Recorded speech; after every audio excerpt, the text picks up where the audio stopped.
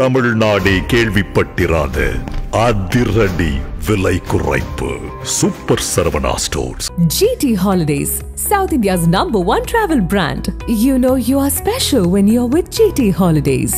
பழைய நகையை கொடுத்து வைட் 11 மந்த்ஸ்ல அதே அடைக்கு புது நகையை எடுத்துக்கோங்க. எக்ஸ்ட்ராவா ₹1 தர வேண்டாம். Magic old gold exchange. தொட்டு பார் என் தலைவனை அப்படின்னு ஆதவ அர்ஜுனா சிறப்பு பொதுக்குழுவில் கர்ஜித்தார் இல்லையா, அதோட சேர்த்து இன்னொரு பிட்டையும் தேவையில்லாம போட்டு விட்டு போயிட்டாரு. கருப்பு சிவப்பு சைக்கிளில் வந்தார் விஜய், உங்களுக்கு ஆதரவு தெரிவிச்சாரு, அந்த நன்றி விசுவாசம் இல்லையா அப்படின்னாருல. இந்த ஒரு பேச்சுக்காக தாவேக்காக்குள்ள இப்ப பெரிய கலேபரமே நடந்துட்டு இருக்கு. விஜய் ஆதவர்ஜுனா இடையில ஒரு பெரிய பனிப்போர் போயிட்டு இருக்கு. அதாவது விஜய் வந்து ஆதவர்ஜுனாவை சந்திக்கவே இல்லை அப்படிங்கிற ஒரு தகவல். அதற்காக ஆதவர்ஜுனா போட்ட வேறு ஒரு ஸ்கெட்ச் என்ன அப்படிங்கிறத பற்றியும் பேசுவோம். அதே மாதிரி சிபிஐ விசாரணைக்கு விஜய் நீங்கள் வரணும் அப்படின்னு சிபிஐ வற்புறுத்தினதும் விஜய் அதை மறுதளித்ததும் அதற்கு பின்னாடி நிறைய விஷயங்கள் நடந்திருக்கு. சிபிஐ உறுதியான குரல்லையும் சில விஷயங்கள் சொல்லியிருக்காங்க, அதை பற்றியும் பேசிடலாம். விஜய்க்கு அது மாதிரி பிரசாந்த் கிஷோர் ஒரு கடுமையான அதிர்ச்சி வைத்தியம் ஒன்று கொடுத்துருக்காரு. அது என்ன, அதனுடைய பின்னணி என்ன அப்படிங்கிறது குறித்தும் பேசிடலாம். Welcome to sensation.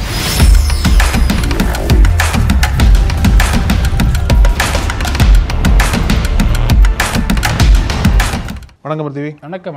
விஜய் மேட்டரை பற்றி பேசுறதுக்கு முன்னாடி பீகார் தேர்தல் நேற்றுக்கே பேசியிருந்தோம் இல்லையா, அதுக்கு ராகுல் காந்தியிலிருந்து ஒரு மெசேஜ் வந்திருக்கு. இந்த முடிவு என்பது ரொம்ப ஆச்சரியப்படுத்தியிருக்கேன், அதாவது அதிர்ச்சி அளிச்சிருக்கு. ஏன் 4 எப்படி வந்துச்சுன்னு யோசிக்கிறாரு? இல்லை 6 ஜெயிச்சிருக்காங்க, அதனால வந்து அதை பற்றி யோசனை இல்லை. ஆனால் அவங்க ஆரம்பத்தில் என்ன சொல்கிறாங்க அப்படின்னா, தேர்தல் ஆணையத்தோட இந்த முறைகேடு காரணமாக தான் இந்த மாதிரி வெற்றி அவங்களுக்கு வந்திருக்கு. அதனால தான் எங்களால் வந்து ஆரம்பத்திலே நாங்கள் கிரவுண்டில் இறங்கி வேலை பார்த்தோம், எங்களால் வெற்றி அடைய முடியலன்னு சொல்லிட்டு ஒரு கருத்து தெரிவிச்சிருக்காரு. அது மட்டும் இல்லாமல் காங்கிரஸோட அந்த மோசமான தோல்விக்கு என்ன காரணம் அப்படின்னு ஆராயறதுக்காக இன்னைக்கு டெல்லியில் வந்து மூத்த தலைவர்களை சந்திச்சிருக்கார் போல. அது மல்லிகார்ஜுன் கார்கே, அப்புறம் வந்து KC வேணுகோபால், அப்புறம் அஜய் மைக்கன் அப்படின்ற பல தலைவர்கள்லாம் சேர்ந்து ஆலோசனை பண்ணியிருக்காங்க. தேர்தல் முடிஞ்சு ஆலோசனை பண்ணுறதெல்லாம் காங்கிரஸுக்கு ஓகே தான், ஆலோசனை எடுக்க முடிவுலாம் இம்ப்ளிமெண்ட் பண்ண மாட்டாங்களே, அதெல்லாம் தொடர்ந்து தோல்வியை வந்துட்டு இருக்கு.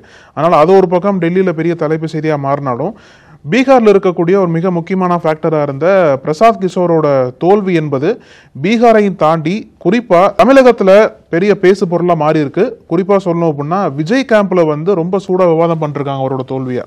அதாவது பிரசாந்த் கிஷோர் வந்து விஜய்க்கு அவ்வளோ பிடித்த ஒரு நபராக இருந்தார். மேடையில் அவர் இருக்கும் பொழுது விஜயனுடைய புன்னகை பார்த்தாலும் நீங்கள் புரிஞ்சுக்க முடியும் அவரை அழைச்சிட்டு வந்தது ஆதவர்ஜுனா தான். ஆனாலும் பிரசாந்த் கிஷோர் முழு நேரமான அதில் செயல்படலன்னு சொல்லிட்டு விலகி போயிட்டார் இவங்கள்ட்ட இருந்து. இருந்தாலும் விஜய்க்கு வந்து பிரசாந்த் கிஷோர் தான் ஒரு முக்கியமான நம்பிக்கையான ஒரு நபராக இருந்தார். ஏன்னா அவர் தான் திமுகவை ஆட்சி கட்டில் அமர வச்சாரு, மோடி அவர் தான் கொண்டு வந்தாரு, மம்தா பானர்ஜிக்கு அவர் தான் ஒர்க் பண்ணாரு. இந்த மாதிரியான இமேஜுங்கிறது விஜய்க்கு ரொம்பவே அவர் மீது அதிகமாக இருந்துச்சு. அந்த நேரத்தில் தான் இப்போ தனியாக நிறைய கட்சிகள் சர்வே எடுத்துட்டு இருக்காங்க இல்லையா, திமுக எடுத்துச்சு ஒரு பக்கம், பல கட்சிகள் ரகசிய சர்வே எடுத்துட்டு இருக்காங்க. அதுல விஜய் கட்சியும் ஒரு சர்வேல இறங்கி இருக்கு. இருந்தாலும் என்ன சொன்னாங்கன்னா, நீங்க தனித்து நின்னா வெற்றி பெறுவதற்கான வாய்ப்பு கம்மிங்கிற மாதிரி சொல்லப்பட்டிருக்கு. ஆனாலும் விஜய் தரப்பு என்ன சொல்றாங்க, விஜய் கிட்ட என்ன தகவல் சொல்லப்படுதுன்னா, நீங்க தானே ஜெயிப்பீங்க, கவலையப்படாதீங்கன்னு, தனித்து நின்னால் நம்ம தானே ஜெயிக்கிறோம் அப்படிங்கிற மாதிரி வேறு விஷயமா அவர்கிட்ட மாத்திருக்காங்க. ஆனாலும் தனித்து நின்னா ஜெயிக்கிறது கஷ்டம் அப்படிங்கறத அந்த ரகசிய சர்வே கொடுத்த முடிவா இருக்கு. இதை ஒரு கிளான்ஸ் நம்ம பிகேட்ட கேட்டுருவோமே, அவர் இதுல கரை தேர்ந்த நபராச்சு அப்படின்னு விஜய் அவர்கிட்ட கேட்டிருக்காரு. அவர் சொல்லிருக்காரு, நான் இப்ப பீகார்ல ரொம்ப பிஸியா இருக்கேன். முன்னாடி ஆனா இப்ப ரியாலிட்டி பேசணும் அப்படின்னா கரை தேர்ந்த நபர் கரை சேர முடியாம போயிட்டாரு. இதுக்கு முன்னாடி அவர்கிட்ட கேட்டப்ப, நான் பீகார் எலெக்ஷன்ல நான் ரொம்ப பிஸியா இருக்கேன், எலெக்ஷன் முடிச்ச அப்புறம் தான் நான் தமிழ்நாட்டுல கான்சென்ட்ரேட் பண்ணணும், இப்போதைக்கு உள்ள நிலைமைப்படி நீங்க தனித்து நின்னா ஜெயிக்கிறது கஷ்டம், சொல்ல போனா நீங்க ஜெயிக்கிறதே கஷ்டம், ஏன்னா களச்சூழல் அப்படிதான் இருக்கு, திமுக அங்க கொஞ்சம் விஸ்வரூபம் எடுத்திருக்காங்க, அதற்கு வேற வேற ஸ்ட்ராட்டஜி எல்லாம் பண்ணணும் அப்படிங்கிற மாதிரி சொன்னதாகவும் அதுல விஜய் கொஞ்சம் அப்செட் ஆயிட்டாராம். என்ன இது நம்மளே எப்படி சொல்றாரு, நமக்கு போராடலாம் கூட்டம் கூடுது, பெரிய செல்வாக்கா தானே இருக்கும் அப்படின்னு விஜய்க்கு இதுல ரொம்ப அதிருப்தி அப்படின்னு சொல்லப்படுது. ஆமா, இப்போ வந்து விஜய் இந்த பீகார் தேர்தல் முடிவு வந்ததுக்கு அப்புறம் பிரசாந்த் கிஷோர் ரீச் பண்ணான்னு வச்சுக்கோங்களேன், நபர் நாட் ரீச்சபிள் வரும்னு நினைக்கிறேன். இனிமேல தமிழ்நாடு பக்கம் வரல. பீகார் நம்ம டீ கடை நிகழ்ச்சியில கருப்பழனியப்பன் சொன்னார்ல, குளிச்சிட்டு இருக்காரு, அதெல்லாம் குளிச்சிட்டு இருக்கீங்க, அந்த மாதிரி தமிழ்நாடு பக்கமே போக வேண்டாம், அந்த தொழிலே வேண்டாம்னு சொல்லிட்டு பிரசாந்த் கிஷோர் முடிவெடுக்க வாய்ப்பு இருக்கு. ஏன்னா யார் நம்பி ஒரு கூப்பிடுவார் இனிமேல், இப்ப நீயே கட்சியில தோத்துட்டீங்க, உங்களை அரசியல் நீங்களே தோத்துட்டீங்க, அப்புறம் இப்ப நீங்க வந்து இப்படி இன்னொரு கட்சிக்கு ஆலோசனை சொல்ல முடியும்னு சொல்லிட்டு யாரும் கூப்பிட மாட்டாங்க. அவரும் மோஸ்ட்லி எடுத்தோடனே தமிழ்நாடுலாம் வரமாட்டார். அதனால அது ஒரு பெரிய மைனஸ் விஜய்க்கு.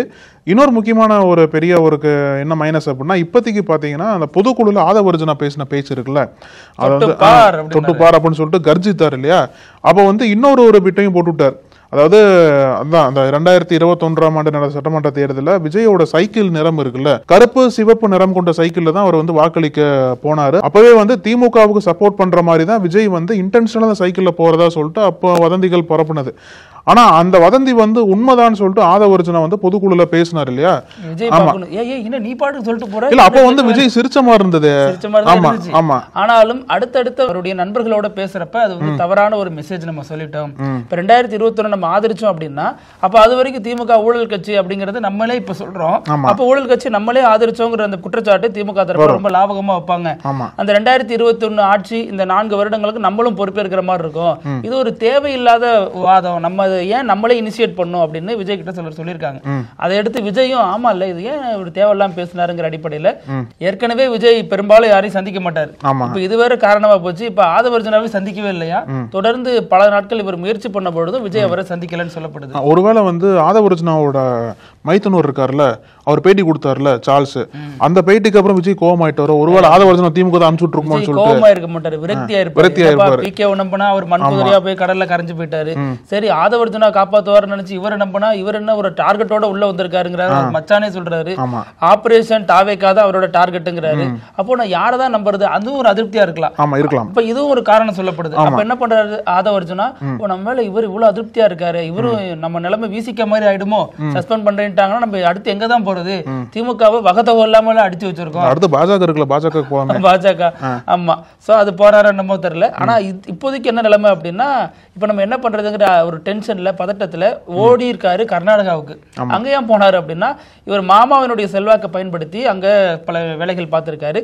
அதுல குறிப்பா சிவகுமார் இருக்காரு இல்லையா, துணை முதல்வரா டி கே சிவகுமார், அவரை பயன்படுத்தி அவர் மூலமாக விஜயும் தாவேக்காவை லிங்க் அடிக்க பார்த்திருக்காரு. காங்கிரஸ் விஜய் கூட கூட்டணி கொண்டு வந்துடலாம் அப்படின்ற மாதிரி ஒரு கொண்டு வரலாம்.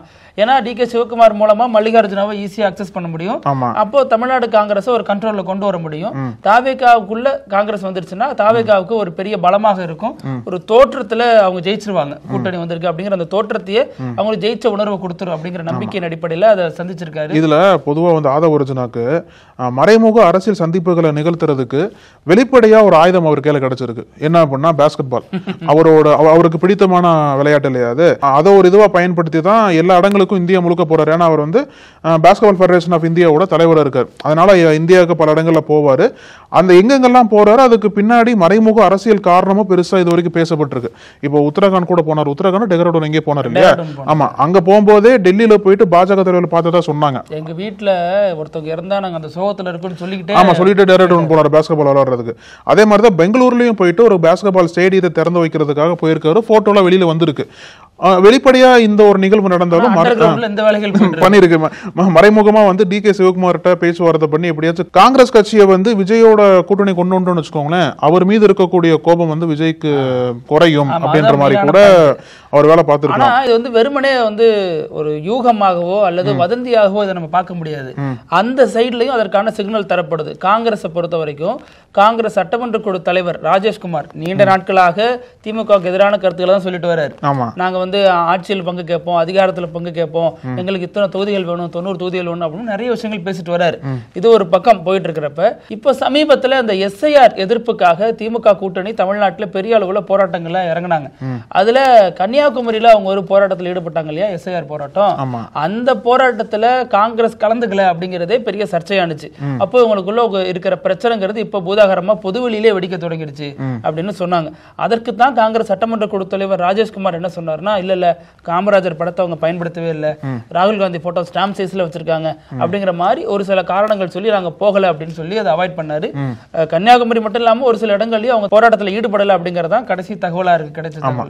இதுல முக்கியமா நம்ம சொல்லணும் அப்படின்னு வச்சுக்கோங்களேன், திமுகவுக்கு தேசிய அளவுல காங்கிரஸ் தேவைப்படும், காங்கிரஸுக்கு மாநில அளவுல திமுக தேவைப்படும்.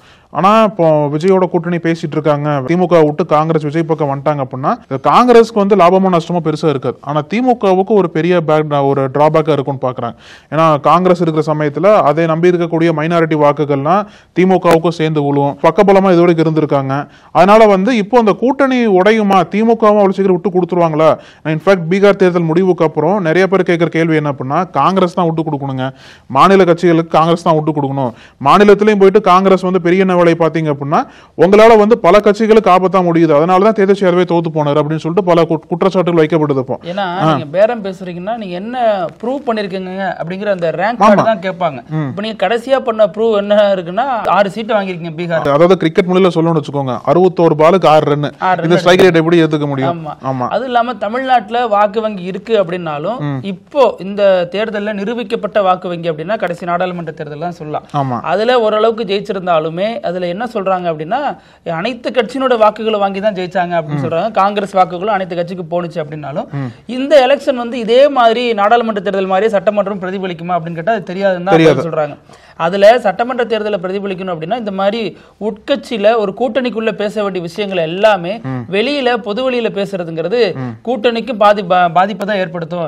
இதைத்தான் அங்கேயும் பண்ணாங்க பீகார்ல, அதே மாதிரியான வேலையை தான் இங்கேயும் பண்ணிட்டு இருக்காங்க. இப்ப சட்டமன்ற குழு தலைவர் ராஜேஷ்குமார் ஒரு விஷயத்த பேசுறாரு அப்படின்னா அது நிச்சயமாக டெல்லி தலைமையோட ஆசை இல்லாம நடக்கிறதுக்கு வாய்ப்பே இல்ல.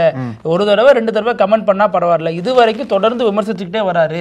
திருச்சி வேலுச்சாமி போன்ற இந்த கட்சியில் இருந்தக்கூடிய முன்னாள் நிர்வாகிகள் இப்போ அவருக்கு பெரிய பொறுப்புகள் இல்லைனாலும் அவரும் தொடர்ந்து திமுகவை கடுமையா விமர்சிக்கிறார், மிக கடுமையா விமர்சிக்கிறார்.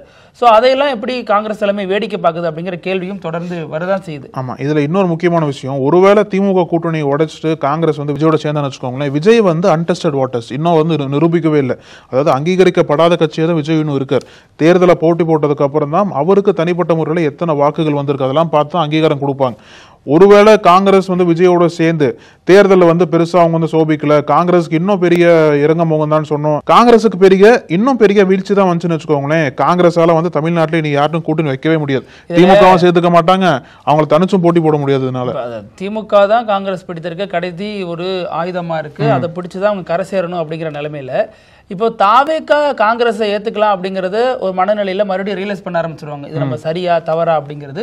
காங்கிரஸும் இத்தனை ஆண்டு காலமாக ஆண்ட கட்சி தமிழ்நாட்டுல, அப்புறம் ஒரு முக்கியமான 3வது இடத்துல இருக்கக்கூடிய கட்சி, அவங்க தாவேக்கா தலைமையை ஏத்துக்கிட்டு போவாங்களா அப்படிங்கறதெல்லாம் பிரச்சனை தான். ஆனா காங்கிரஸ் தாவேக்காவை காட்டி திமுக அதிக இடங்களை வாங்குறதுக்கான முயற்சிகளை தான் ஈடுபடுறாங்க அப்படிங்கிற ஒரு தகவலும் கூடவே. ஆனா இப்போ வந்து திமுக தலைமை அந்த அளவுக்கு விட்டு கொடுப்பாங்களா? ஏற்கனவே போன சட்டமன்ற தேர்தல் 25 தொகுதிகள் கொடுத்தாங்க, 25ல 17 தொகுதிகள் காங்கிரஸ் ஜெயிச்சு, அது நல்ல வெற்றி தான். ஆனா இந்த முறை வந்து இந்த மகாராஷ்டிரா தோல்வி, ஹரியானா தோல்வி, லோக்சபா தேர்தல் நல்லா பெர்ஃபார்ம் பண்ணாங்க. ஆனா அந்த சட்டமன்ற தேர்தல்லாம் வரும்போது காங்கிரஸ் வந்து தொடர்ந்து வீழ்ச்சி முகமா இருக்கு. அதனால வந்து இன்னும் அதிகமான இடங்கள் காங்கிரஸ் கொடுக்கணுமா? ஆர்ஜேடிக்கு நடந்தது பார்த்தோம் நம்ம. ஆனா ஆர்ஜேடிக்கே வந்து காங்கிரஸால தான் தோல்வி வந்து சொல்லிட்டு பேசப்பட்ட சமயத்துல திமுக தலைமை 25க்கும் மேற்பட்ட தொகுதிகளை கொடுக்க தயாரா இருக்குமா அப்படின்ற ஒரு கேள்வி எழுந்திருக்கு. நிச்சயமா சட்டமன்ற தேர்தல் நெருங்குற சமயத்துல இவங்க 2 பேருக்குள்ள நிச்சயமா ஏதோ பிரச்சனை வரும், அது வந்து எதிர்பார்க்கிறாங்கல்ல. இதுல இப்போ இன்னொன்னு கரூர் சம்பவத்தை எடுத்துக்கிட்டோம் அப்படின்னா சிபிஐ பல தரப்பையும் நெருக்கி விசாரிச்சுட்டு இருக்காங்க கரூர்ல.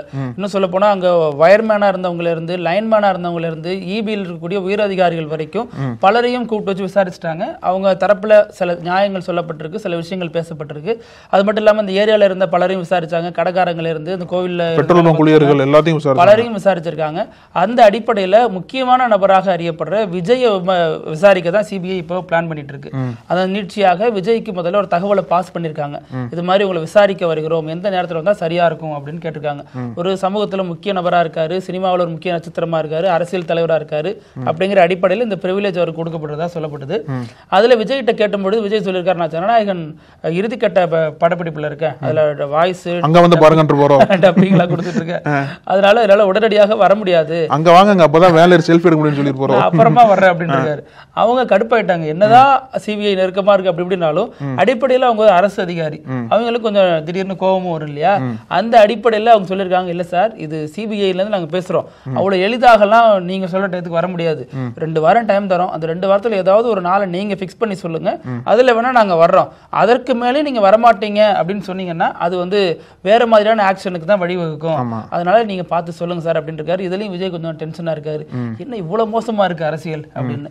ஏன்னா இப்ப விஜய் அதிமுக கூட்டணிக்கு வர்ற ஐடியாவில் இல்ல, அப்போ சிபிஐ எதற்கு தேவையில்லாம உங்களுக்காக நாங்க உங்களை காப்பாத்திட்டு இருக்கணும் அப்படிங்கிற மாதிரியான விஷயங்களும் இதோட இணைத்து பேசப்படுது. அப்புறம் நிகழ்ச்சியினுடைய இறுதி பகுதி இப்படி எல்லாமா நடக்கும் அப்படிங்கிற இந்த வினோத செக்மெண்ட், இதுல உண்மையிலேயே கொஞ்சம் வினோதமா தான் இருக்கு. பிரேசில்ல ரெட்டை குழந்தை பிறக்கிறது எல்லா ஊர்லயும் பிறக்கும், பிரேசில்ல தான் பிறக்கணும் அவசியம் இல்லை. பிரேசில்னு பிரேசில் நீங்க வந்து ஓட்டு போட்டாங்கன்னு நினைச்சேன் நான். பிரேசில் மாடல் மாதிரி ஓட்டு போட அது நினைச்சேன். பிரேசில் பொறுத்த வரைக்கும் ரெட்டை குழந்தை ஒரு பொண்ணுக்கு பிறந்திருக்கு. ரெட்டை குழந்தை பிறக்கிறது வினோதமா அப்படின்னா அது வினோதம் இல்லை. அந்த 2 குழந்தைக்கும் ஒரே தாய், அது வினோதமா அப்படின்னா அதுவும் வினோதம் இல்லை. ஆனா அந்த 2 குழந்தைக்கும் வெவ்வேறு தந்தை அப்படிங்கறத பயங்கர ட்விஸ்டான ஒரு செய்தியா இருக்கு. பொதுவா ரெட்டை குழந்தை அப்படிங்கிறது ஒரு தகப்பனாலதான் இருக்கும் அப்படிங்கறத நம்ம அறியப்பட்ட விஷயம். இது வரைக்கும் அதுதான் நடந்திருக்கு, அப்படிதான் நம்ம அறியப்பட்டிருக்கோம், நம்மளுக்கும் அப்படிதான் தகவல் வந்திருக்குன்னு வச்சுங்களேன். இந்த விஷயத்துல அவங்க 2-3 உறவுகள் இருக்கிறது சாதாரணம் தானே, அது இயல்பானது ஒண்ணுதான், அவங்க பெண்ணுடைய உரிமை சார்ந்த ஒண்ணு அது. ஸோ அதுல ஒரே நேரத்துல 2 தகப்பன் மூலமா ஒரு கருப்பையில வளர்றது அப்படிங்கிறது ஒரு வினோதமான செய்தியா தான் இருக்கு. அந்த குழந்தைங்களுக்கு தாய் ஒன்று ஆனா தந்தை 2 அப்படிங்கிறது, 2 குழந்தைக்கு வெவ்வேறு தந்தை அப்படிங்கிறது ஒரு பெரிய செய்தியாக பகிரப்பட்டு வருது. மருத்துவ உலகில பாருங்க என்ன அது வாயில நுழைய முடியாத சில மருத்துவ பேர்லாம் சொல்றாங்க, அதுதான் அதுக்கான காரணங்கள் அப்படின்னு சொல்லி அடுக்குறாங்க மருத்துவ ஆய்வாளர்கள். கொஞ்சம் வினோதமா தான் இருக்கு செய்தி. பார்க்கலாம், இதே மாதிரி மீண்டும் பல செய்திகளோட சந்திக்கலாம். நன்றி அழகு. தொடர்ந்து பேசலாம். நன்றி. நக்கீரன் டிவிக்கு சப்ஸ்கிரைப் செய்யுங்கள். உங்கள் ஆதரவே எங்கள் பலம். ஆசிரியர்களுக்கு நண்பனாகவும் மாணவர்களுக்கு ஆசானாகவும் திகழும் தேர்வு வழிகாட்டி. ஒவ்வொரு பாடத்திற்கும் அனுபவமிக்க ஆசிரியர்களின் துல்லியமான தெளிவான விடைகள். CNC இருக்கு, தேர்வு பயம் எதற்கு? இது தீரன் பப்ளிஷிங் ஹவுஸ் விற்பனை வெளியீடு.